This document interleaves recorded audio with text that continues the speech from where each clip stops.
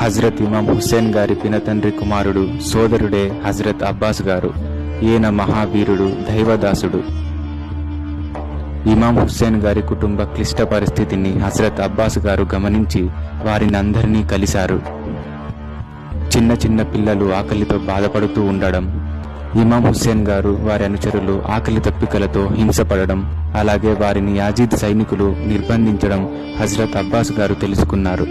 చావు బతుకుల మధ్య ఉన్న ఇమాం హుస్సేన్ గారి చిన్న కుమారుడైన హజరత్ అలీ అస్గర్ గారి దీనస్థితిని చూసి ఆయన గారు ఎంతో బాధించారు. వారి దాహం తీర్చుట కోసం హజరత్ అబ్బాస్ గారు నది నుండి నీటిని తీసుకురావడానికి సిద్ధమయ్యారు. వెంటనే హజరత్ అబ్బాస్ గారు ఇమాం హుస్సేన్ గారిని కలిసి వారి అనుమతిని తీసుకున్నారు. వారి దగ్గరున్న చిన్న నీటి తిత్తిని తీసుకొని హజరత్ అబ్బాస్ గారు నీటి కోసం బయలుదేరారు. వారు నీటిని తీసుకొచ్చారా లేదా అనే విషయం వచ్చే భాగంలో తెలుసుకుందాం.